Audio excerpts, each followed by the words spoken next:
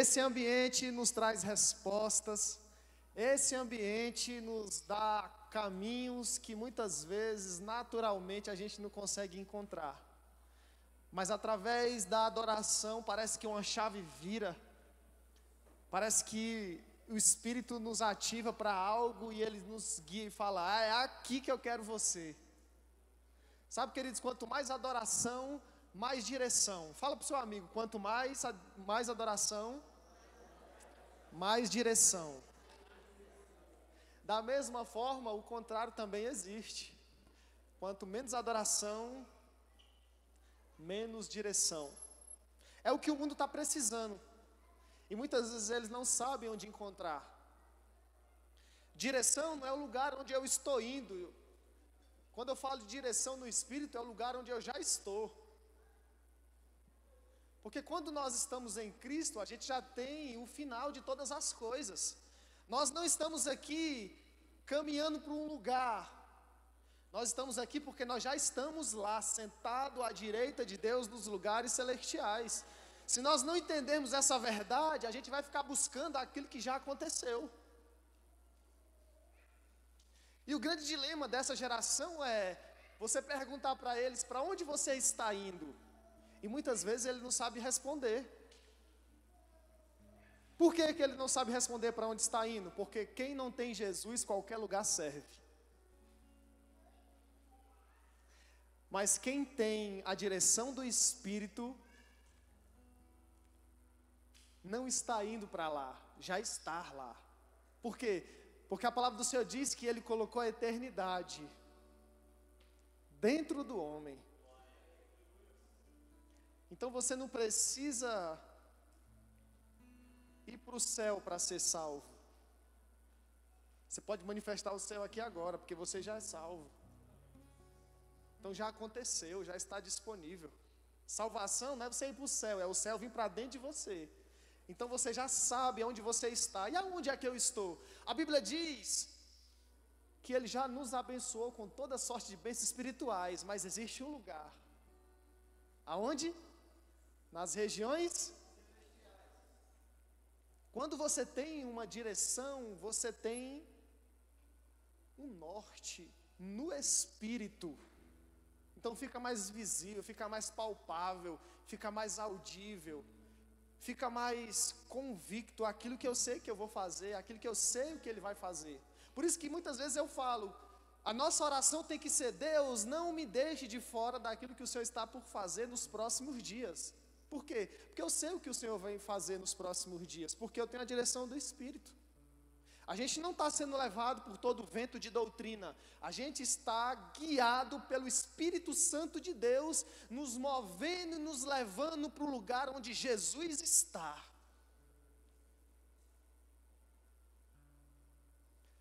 Quem não está salvo, ele sempre será direcionado para o lugar onde Jesus nos chamou.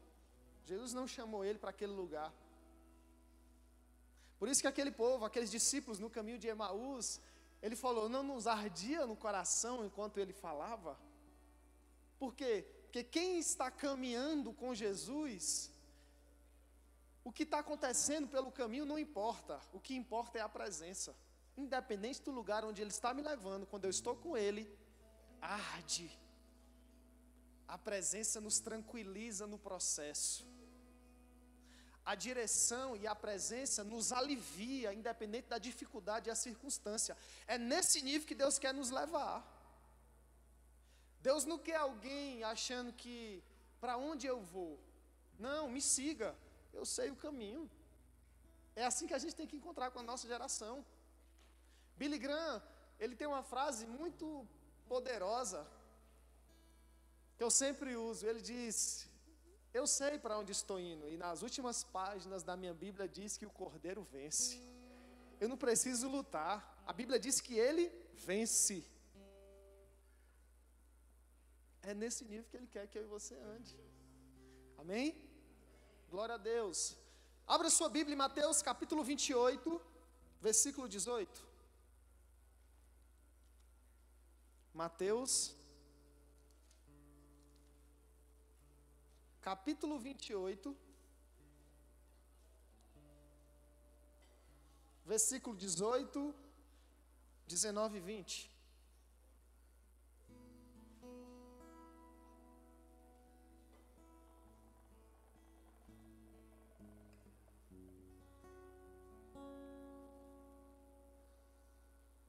A gente vai abrir a Bíblia muito hoje, tá bom? Eu quero falar hoje sobre o chamado da grande comissão. Eu quero expor para você, trazer para você uma visão, uma convicção do chamado da grande comissão. Eu não vou falar sobre evangelismo. Eu vou falar sobre uma influência no Espírito. Que esse chamado da grande comissão é uma direção que ele dá para todo aquele que é salvo. Não para todo aquele que é um evangelista. Evangelista é uma ferramenta do reino, que ele habilita pessoas para fazer algo específico. Mas quando Deus chama alguém, Ele chama alguém porque esse alguém está cheio dele. Então, se eu estou em Cristo, é impossível não fazer aquilo que Ele veio fazer. Amém? A palavra do Senhor diz, Mateus capítulo 28, versículo 18, diz: Jesus, aproximando-se, falou-lhes, dizendo: toda autoridade me foi dada no céu e na terra. Ide, portanto, fazer discípulos de todas as nações, batizando-os em nome do Pai, do Filho e do Espírito Santo. Versículo 20: ensinando-os a guardar todas as coisas que vos tenho ordenado, e eis que estou convosco todos os dias até a consumação do século. Obrigado, Espírito Santo, pela Tua presença, pela Tua palavra. Obrigado, Senhor, por esse início de Calel Jovem. Obrigado por tudo que o Senhor irá fazer nesse ano, Senhor, em nossas vidas, Senhor, nesse ministério, Senhor. Nós nos submetemos à Tua palavra essa noite e ao Teu Espírito, em nome de Jesus, amém. Queridos, o chamado da grande comissão é muito mais do que levar pessoas para o céu. Muitas vezes quando a gente lembra sobre fazer discípulo, a gente imagina a gente indo atrás de alguém, fazendo aquela pessoa confessar Jesus como Senhor e Salvador. Isso é palavra de Deus. Mas tudo bem, depois que eu levo uma pessoa a Cristo, e agora? É só trazê-la para a igreja, fazê-la confessar Jesus e tá bom? Mas muitas vezes a gente tem esse entendimento que eu preciso levar alguém a confessar Jesus, depois que aquela pessoa confessa Jesus, diz: fiz minha parte. Agora eu vou procurar outro para fazer a mesma coisa. E muitas vezes a gente não está discipulando pessoas e levando ela ao pleno entendimento. A Bíblia diz: todo aquele que invocar o nome do Senhor será simples assim. Mas a salvação, ela é contínua. A Bíblia diz: aquele que começou a boa obra, ele vai terminar. Ou seja, existe um processo na caminhada que não é somente eu confessar Jesus como Senhor e Salvador e tá bom. Eu preciso de um processo na vida daquela pessoa para que ela não só vá para o céu, mas ela também tenha o entendimento de quem ela é a partir de agora que ela confessou Jesus como Senhor e Salvador. É a missão do evangelista levar pessoas a Cristo, mas é a missão daquele que entendeu quem ele é, levar as pessoas à convicção da sua própria identidade. Porque aquela pessoa que confessa Jesus como Senhor e Salvador, os problemas na vida dela continuam, sim ou não? Ela precisa voltar para resolver. Mas para ela voltar e resolver e continuar resistindo, ela precisa de fundamento. E uma pessoa sem fundamento, ela afunda, ela não vai adiante. A Bíblia diz, Mateus capítulo 7, versículo 24, diz: feliz ou bem-aventurado é todo aquele que ouve as minhas palavras e pratica. Porque se fosse somente ouvir, estava tudo bem. Eu preciso trazer um fundamento naquilo que eu estou ouvindo. Bem-aventurado é aquele que ouve as minhas palavras e pratica. Você não está aqui só para ouvir, mas para praticar o que você está ouvindo. Ou seja, construir fundamento naquilo que você está entendendo. Para quê? Para que você ande por aquilo que você crê. É vencendo cada degrau da sua vida, é vencendo cada obstáculo. Quando eu começo a vencer, é uma grande evidência que eu sou salvo. Por quê? Porque eu estou vencendo aquilo que um dia me vencia. A Bíblia diz que o nome de Jesus é nome sobre todo, mas se você muitas vezes fala o nome de Jesus e não acontece nada. Ué, se o nome de Jesus é poderoso, é nome sobre todo nome, por que algumas vezes eu uso e não acontece nada? Ele não é poderoso? Porque o nome que está acima de todo nome, esse fundamento que eu estou falando, não é o que eu verbalizo, mas aquilo que eu creio. Porque se eu não creio, é impossível permanecer naquilo que Ele me chamou. Ou seja, não é eu falar que Jesus ia acontecer, não é eu falar o nome de Jesus e vai acontecer, mas é eu ter a convicção no Espírito e viver por aquilo que eu creio. Porque muitas pessoas confessam Jesus como Senhor e Salvador, mas poucas pessoas recebem no Espírito. Nós vemos na palavra de Deus, se eu não me engano, em Atos, capítulo 19, os 7 filhos de Seva. Viu Paulo usando o nome de Jesus. Viram? Funcionou? Não. Se você ler o texto, os 7 filhos de Seva, quando foram expulsar aquele demônio, ele usou a mesma frase e a mesma coisa que Paulo usou quando eles viram e ficaram impressionados que os demônios se submetiam a Paulo. Ele falou, opa, vou fazer igual. E quando eles tentaram fazer igual, não funcionou. Mas a Bíblia não está dizendo que o nome de Jesus é poderoso? É. Mas eu usar o nome de Jesus sem fundamento não vai acontecer nada. Eu preciso de estrutura e não de escora. Colunas bem firmadas, bem fixadas na palavra de Deus. Quando eu estou sustentado pela palavra, independente do processo ou da dificuldade, eu vou levar as pessoas a permanecerem no firme fundamento. E a missão da grande comissão não é levar as pessoas somente a Jesus, mas é entender, dar para ela o entendimento da sua verdadeira identidade. Ele diz, ide por todo mundo e pregai o evangelho a toda criatura da terra. O que significa grande comissão? Grande porque envolve toda a igreja, todo aquele que é salvo, a igreja de Jesus, espalhado por toda a terra. Por isso que ele diz, ide por todo o mundo, fazer discípulo de todas as nações, pede-me eu te darei as nações. Jesus, ele nos chama para nesse nível de influência, mas não é um nível de influência que acaba, mas é um nível de influência que permanece. Jesus não vai enviar alguém até os confins da terra se ele não consegue se firmar e ter convicção na sua própria geografia. Eu não estou falando agora de você ir pregar o evangelho por todos os lugares, eu estou falando para você ganhar primeiramente dentro, ter convicção primeiramente dentro. Grande comissão, porque envolve toda a igreja, e comissão é que Cristo nos comissionou, nos ordenou a pregar o evangelho. Nós temos que tirar da nossa cabeça que não é somente levar as pessoas a Cristo, mas trazer essas pessoas à plena convicção de quem elas eram e agora quem elas são. Quando ele diz faça discípulo, ele está dizendo, traga às pessoas essa luz, batize pessoas, pregue para as pessoas, leve as pessoas até Cristo, ensine, discipule, pregue o evangelho. Para quê? Para que essas pessoas não desviem.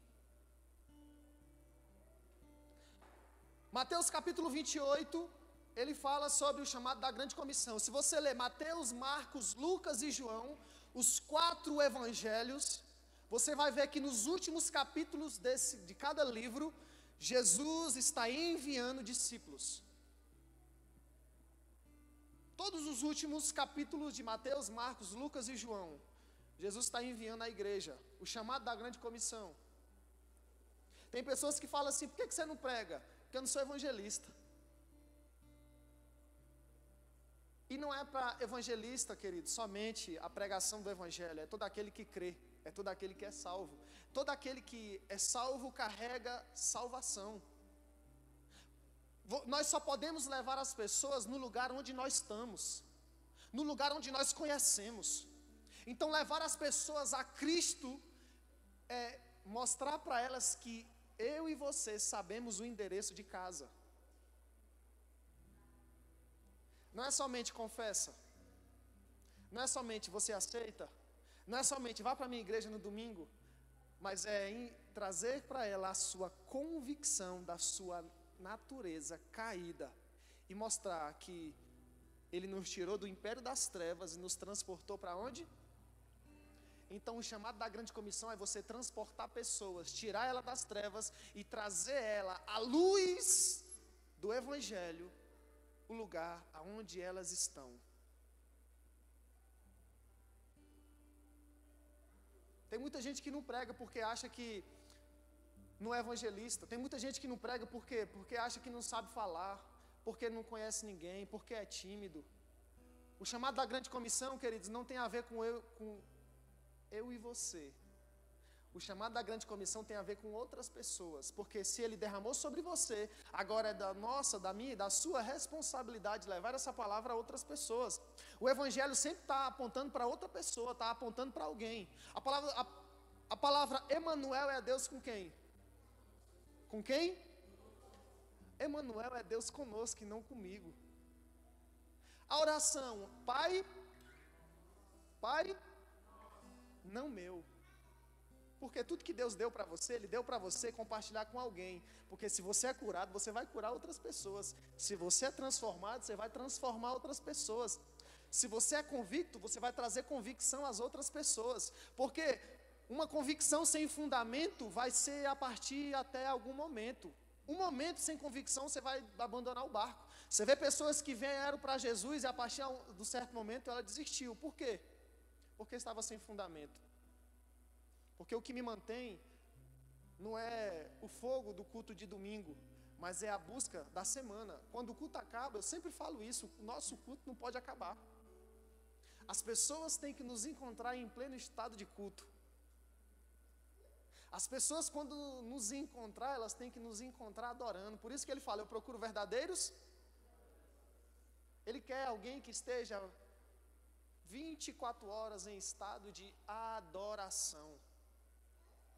E trazer as pessoas a Jesus é adoração. Quando a gente fala adoração, nós não estamos falando de música, mas nós estamos falando de alguém que está com o espírito recriado, transformado.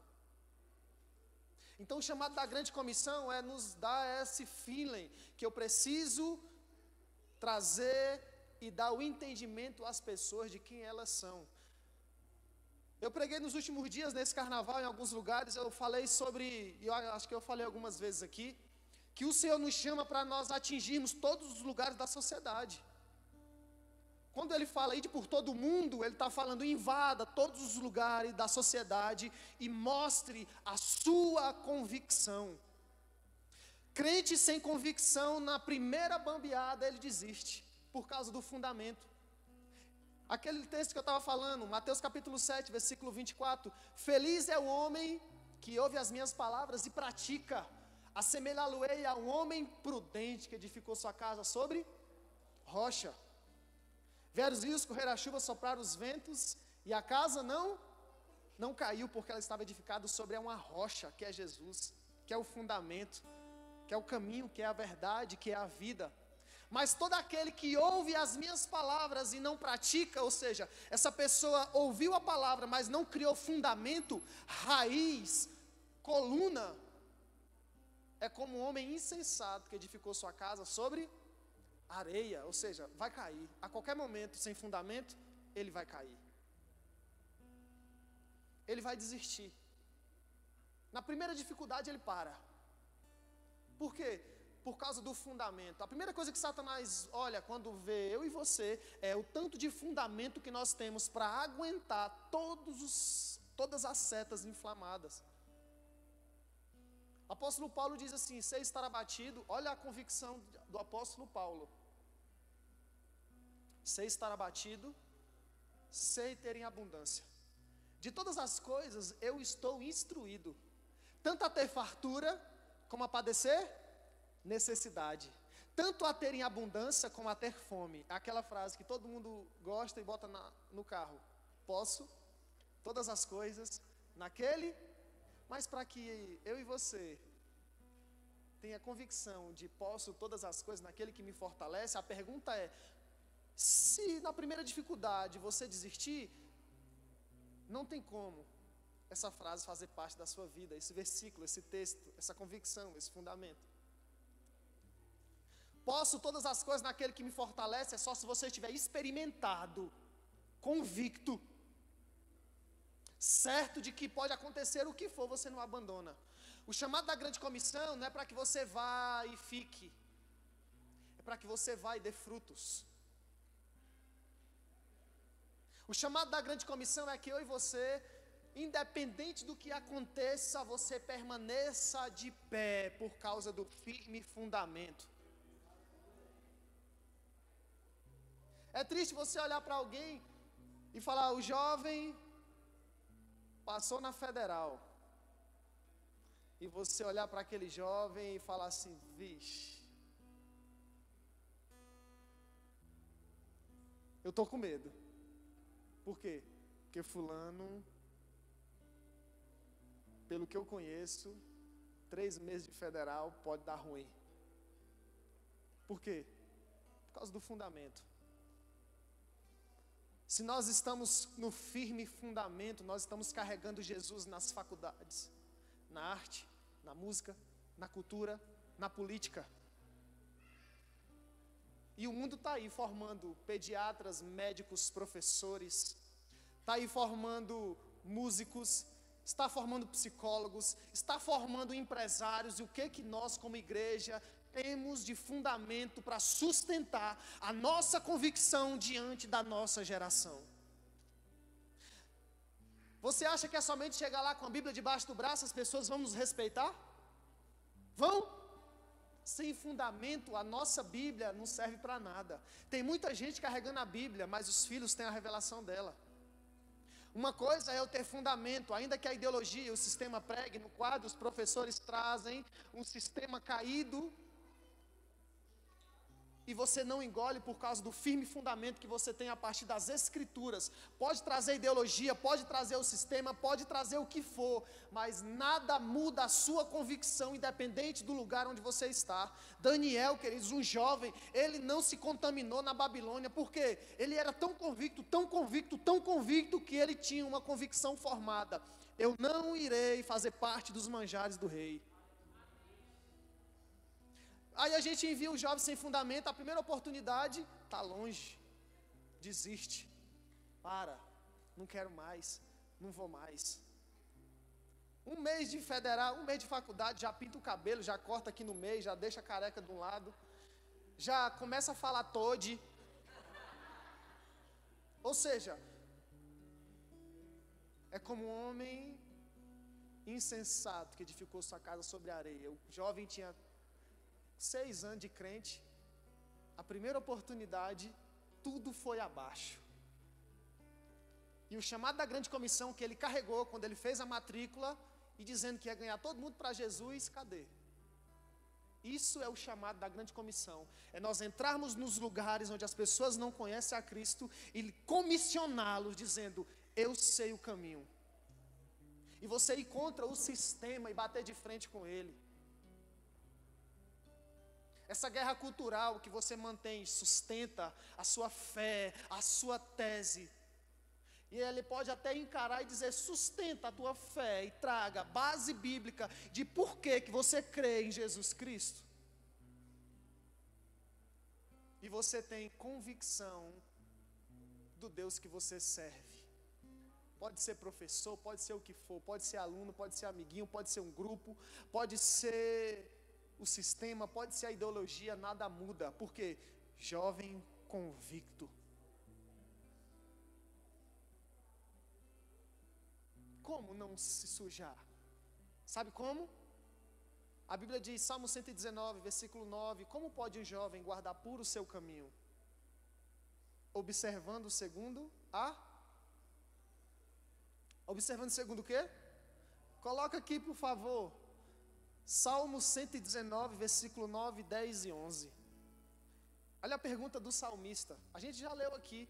Como pode um jovem guardar puro o seu caminho. O mundo está falando, o jovem é fácil de se desviar, qualquer coisa ele para, qualquer coisa não dá mais, qualquer coisa ele para, qualquer coisa desvia, qualquer coisa não quero mais. O jovem é fácil influenciar, mas a minha palavra, a palavra de Deus, a minha Bíblia diz, olha só, como, versículo 9, 119, versículo 9.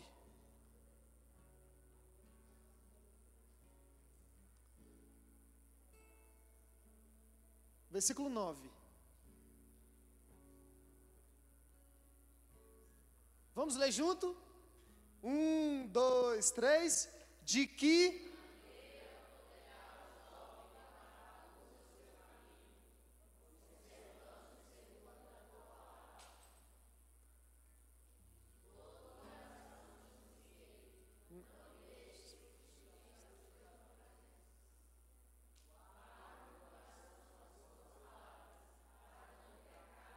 até aí. Você está vendo que o salmista está falando que o jovem o tempo todo, quanto mais fundamento, quanto mais palavra, quanto mais conhecimento, não tem como o jovem desviar. Como pode um jovem guardar puro o seu caminho? Fundamento. Guardando a palavra. Fundamento. Os mandamentos do Senhor. E ele diz, guarda no coração as tuas palavras para quê? Para não pecar contra ti. O chamado da grande comissão é você carregar o antídoto para essa geração. O problema é esse.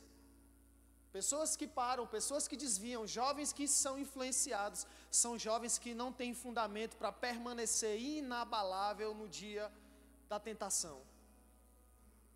O que nós precisamos é de Bíblia, queridos. O que nós precisamos como jovem é mergulhar nas Escrituras. Ele está falando para o jovem, ele não está falando para o ancião. Como pode um jovem guardar puro o seu caminho? Observando a palavra. Como pode o jovem guardar puro, convicto, santidade, firme e fiel, Bíblia? E você pergunta para o jovem, fala um discípulo de Jesus, ele não sabe.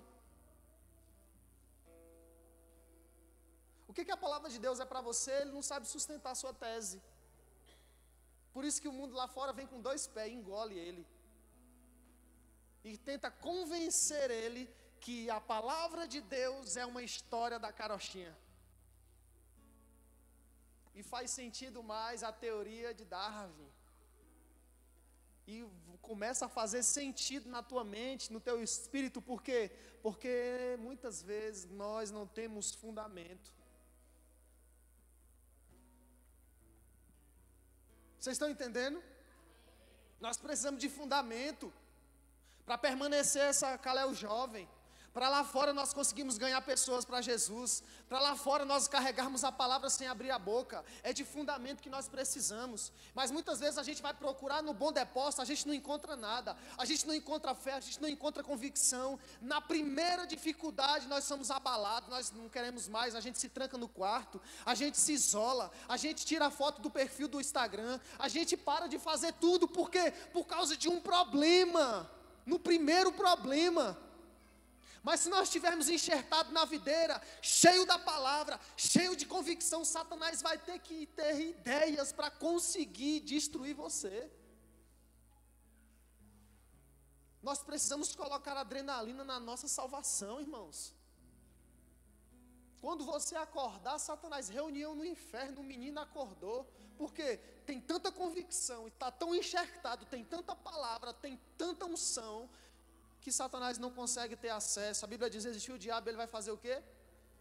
É assim o comportamento de Satanás diante de alguém que está cheio da palavra de Deus. Ele tem que fugir, irmão. Nós fomos chamados para destruir as obras de Satanás, desfazer. Mas muitas vezes, quando a gente não está enxertado com fundamento, a gente faz é ajudar. O que nós estamos fazendo na nossa geração? Ajudando ou desfazendo as obras de Satanás?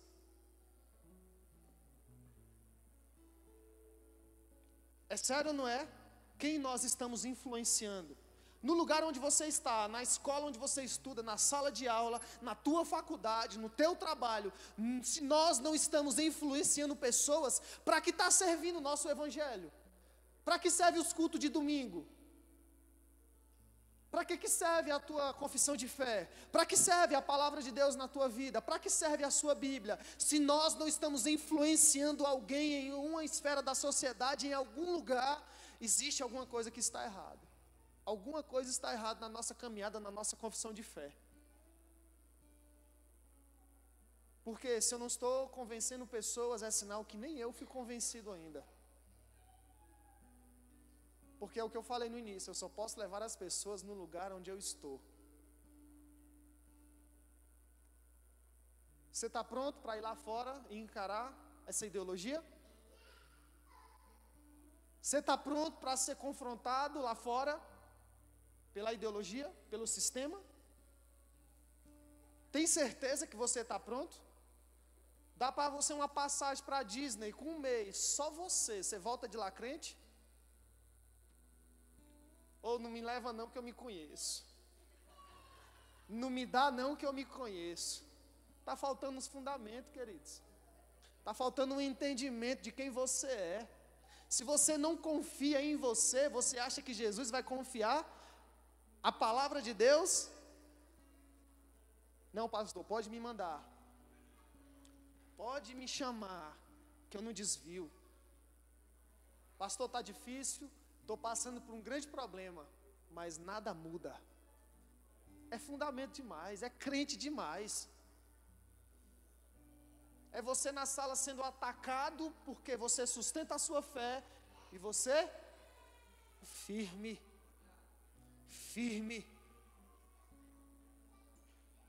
transportando como a arca de Deus a presença e a palavra. Olha só, o texto que eu queria trazer hoje, Atos capítulo 17. É o último texto. Eu poderia ter usado ele no início, mas eu queria deixar por último, para que você entenda tudo que eu estou falando. Atos capítulo 17, que é o texto base de hoje, versículo 16.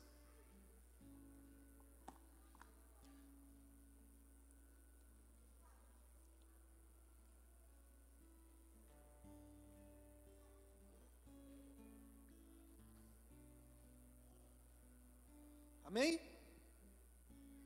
Olha só, Atos capítulo 17, versículo 16, o contexto é apóstolo Paulo, na sua viagem missionária à Grécia, ele chega no berço da filosofia moderna.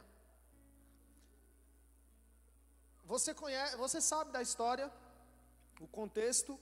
O apóstolo Paulo, ele conquistou a Ásia e a Europa pregando o evangelho, sustentando sua tese, crendo, trazendo convicção, libertando o povo, sendo o apóstolo dos gentios. E ele chega na Grécia, o berço da filosofia de Platão, de Sócrates, de Aristóteles.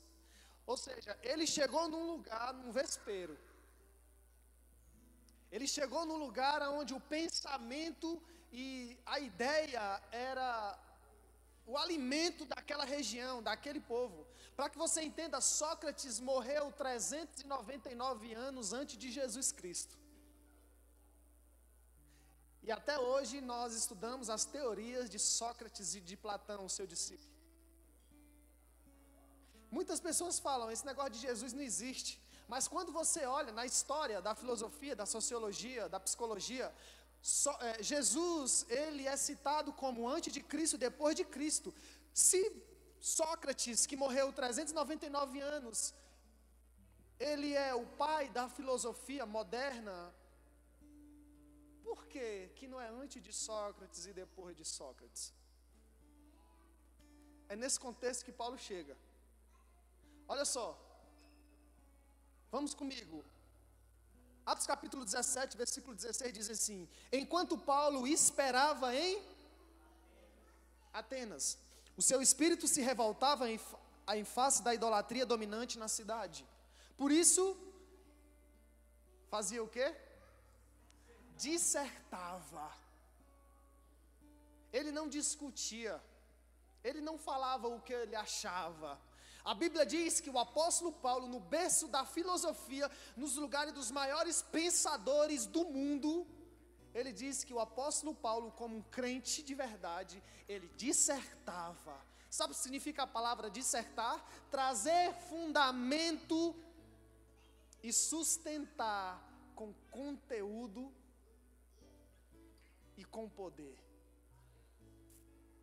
Como você crente, você chegar num lugar onde pessoas são ateus e você sustentar a sua fé, sem ser uma pessoa bitolada, sem ser uma pessoa que qualquer coisa, amém, paz do Senhor Jesus Cristo. E você sustentar a tua tese, dissertando com fundamento e convicção. Olha só. Versículo 17. Por isso dissertava na sinagoga entre os judeus e os gentios piedosos. Também na praça, todos os dias entre os que se encontravam ali. Versículo 18. E alguns dos filósofos, epicureus e estoicos, contendiam com ele, havendo quem perguntasse: que quer dizer esse tagarela? E outros: parece pregador de estranhos deuses, pois pregava Jesus e a ressurreição. O apóstolo Paulo, no berço da filosofia, a Bíblia diz que ele dissertava com os epicureus e os estoicos. Quem são esses? Os epicureus é dos epicuri. Ele sustentava que o prazer é o bem máximo da humanidade. Você precisa de prazer. Quando você vive somente de prazer, você chega no ápice da humanidade. Os estoicos são aqueles que sustentam a sua tese de que a natureza e a mãe natureza e o universo, aquele que sustenta que Deus é a natureza, é o universo. Então ele chegou num lugar com essa doutrina que muitos usam até hoje. Quem é Deus para você? É a mãe natureza. Olha para o universo e para as estrelas. Você já viu essas pessoas assim, esses filósofos? Quem é Deus para você? É o prazer, é o amor. Então Paulo chega para sustentar a sua tese nesse ambiente. E a Bíblia diz que o apóstolo Paulo, ele prega Jesus ressuscitado, Jesus Cristo ressuscitado. Versículo 19. Então, tomando consigo, o levaram ao Areópago. Areópago era como se fosse um lugar, um estádio, onde todos os filósofos disputavam um com o outro quem era o mais sábio. O apóstolo Paulo, com muita coragem, falou assim: eu posso falar? E cada um tinha a sua vez de discutir. E quem chegava no ápice do pensamento e da sabedoria ganhava. Você tem coragem na sala de aula, enquanto o seu professor, ele fala mal da palavra de Deus e do evangelho, você se levantar e levantar a tese de por que você crê no que você crê? Ou você fica calado? Já que eu não sei, não vou nem passar vergonha. Vou ficar quietinho. Crente 007, só na fenda da rocha.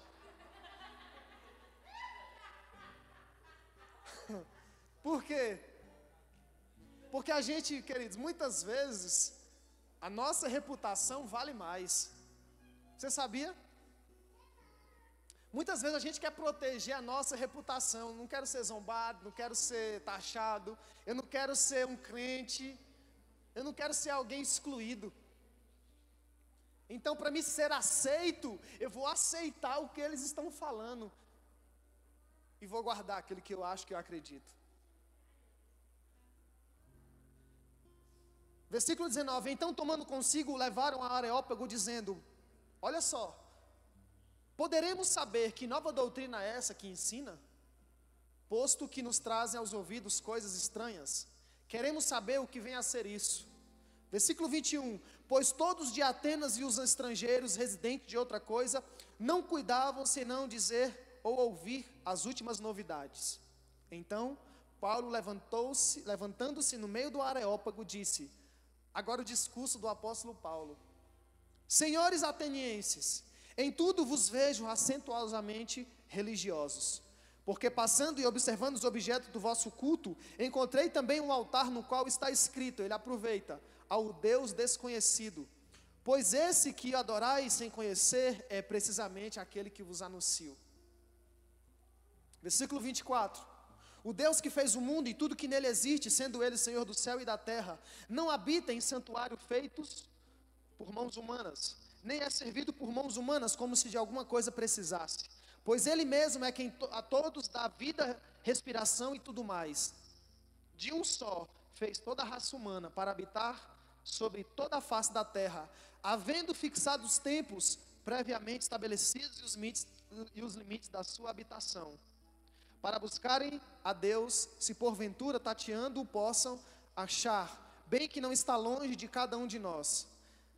Versículo 28, aonde eu queria chegar.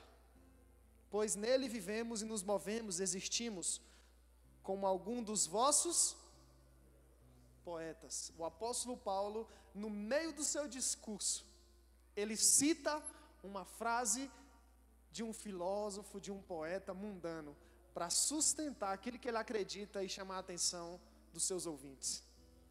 Como diz um dos seus poetas, porque dele também somos geração.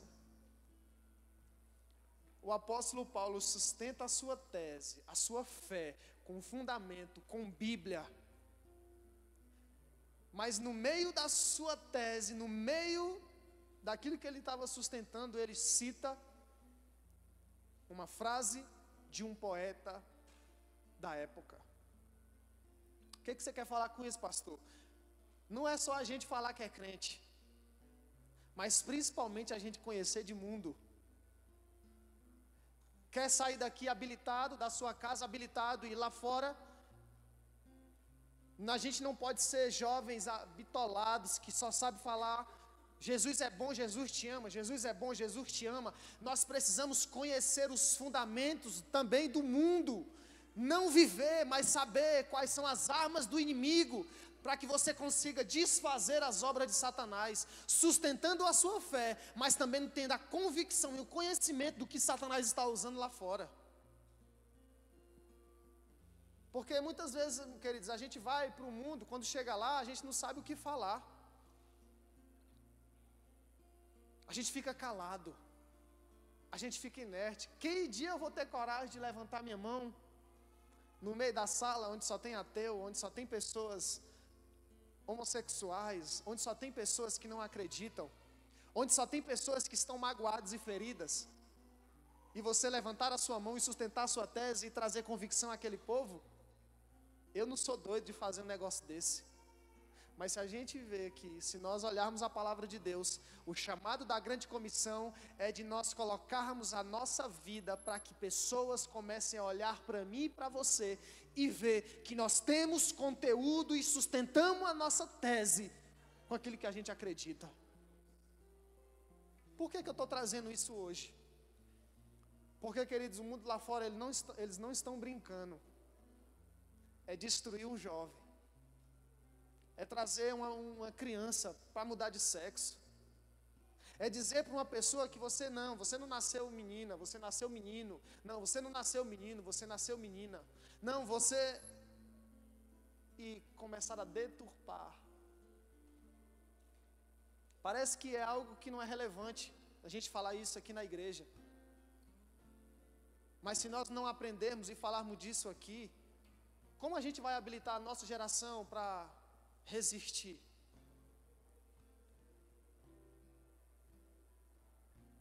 Sem fundamento, o chamado da grande comissão será fracassado.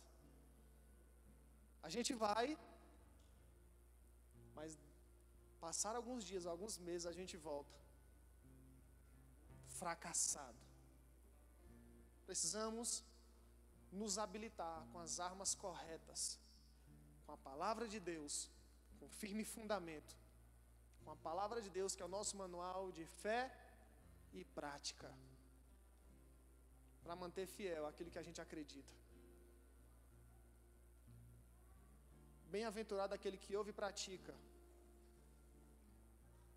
Os dois ouviram a mesma coisa, mas só um permaneceu intacto, independente do sistema, das ideologias, das crenças. A minha pergunta para você essa noite é: você está pronto? Você está pronto mesmo para entrar nos lugares e não desviar, jovem, e não parar a caminhada? Você está pronto para sustentar aquilo que você aprendeu? Você está pronto para manter firme a sua fé e a sua confissão de fé?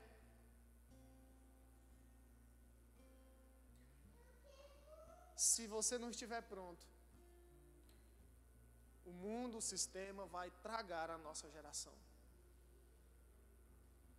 Precisamos estar aqui todo sábado, nos habilitando, aquecendo a nossa fé, nos alimentando da palavra de Deus, juntos. Para quê? Para resistir todos os fundamentos dessa geração. Fique de pé no seu lugar.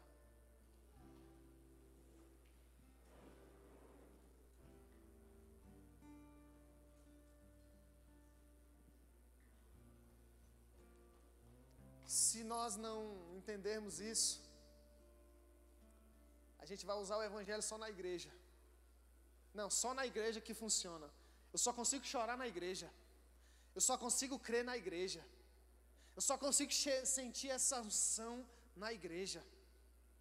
E queridos, Deus, eu sempre falei isso, Deus não usa dublê. O evangelho não é um step que você usa em momento de emergência. Nós somos a palavra de Deus, porque nós carregamos ela. Então, o nosso dever é sustentar isso,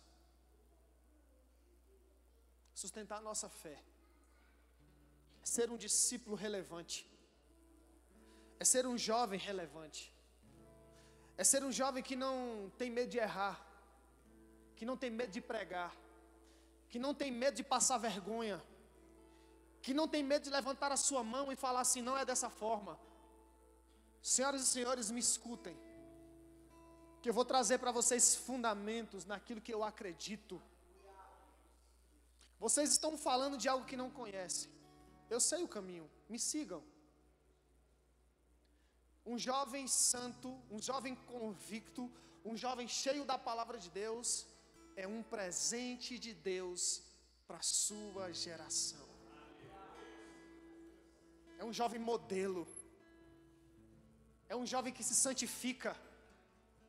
É um jovem que carrega a presença, a santidade, a graça de Deus, a verdade de Deus. É um jovem que não se mistura. É um jovem que está apto ao ministério. É um jovem que está pronto, já sabe o que foi chamado para fazer.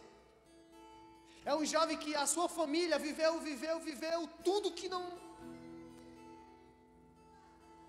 é da presença do Senhor. Tudo que não foi Deus quem chamou. Mas ele não vai viver igual. Por quê? Fundamento. Fundamento.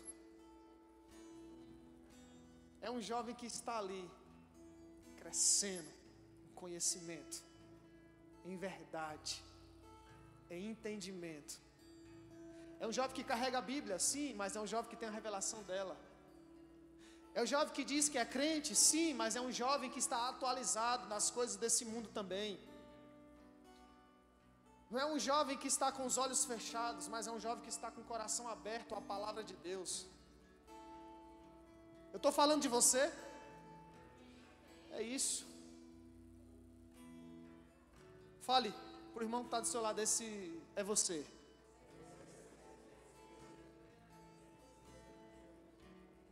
Você acha que o Espírito Santo enviaria Paulo a um lugar onde o berço do conhecimento era o ápice da sua geração? Você acha que o Espírito Santo ia enviar Paulo para lá? Sem preparo? Sem conhecimento? Sem entendimento? Sem fundamento, sem tese para dissertar com os filósofos? Jamais. Porque se o Espírito enviasse Paulo sem preparo, estaria escrito, e Paulo foi engolido pelos filósofos da época. O Espírito nunca vai enviar alguém que não carrega o que crê. Assim o Espírito enviou Filipe ao deserto para pregar ao eunuco. Assim o Espírito enviou os discípulos para pregar a todas as nações. Assim o Espírito enviou Paulo. Assim o Espírito Santo enviou Estevão, assim o Espírito Santo continua enviando aquele que está disposto a permanecer, sustentando a sua fé. Cadê fulano? Sumiu, desistiu, parou. Cadê fulano? Está lá, crescendo, virou pastor, foi enviado, está crescendo em conhecimento, em graça. É assim que eu e você temos que ser conhecidos. Para de fugir, irmão. Para de se esconder.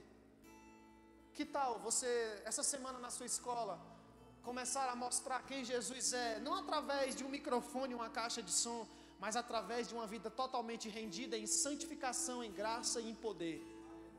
A minha pergunta é: tem coragem?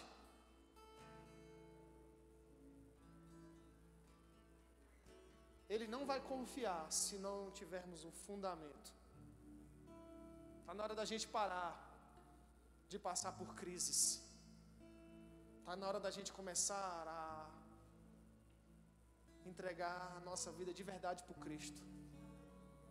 Chega de crise, chega de retrocesso, chega de doença na alma, na mente, chega de se cortar, chega de achar que estão falando de mim, chega de falar que não dá conta, chega de falar que vai parar, chega de falar que vai desistir, chega de falar que não dá mais. Está na hora de nós darmos um norte, uma direção para aquilo que a gente acredita. Ou nós somos ou nós não somos.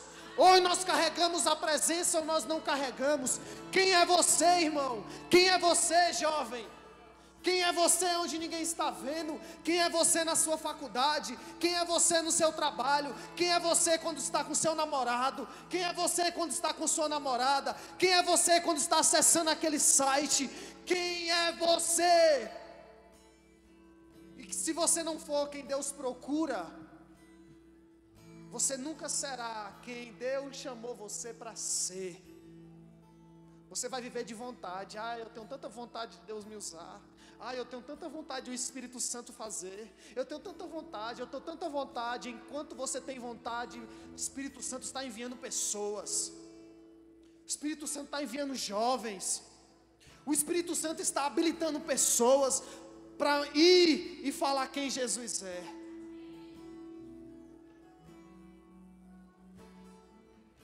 Nós somos a igreja de Jesus.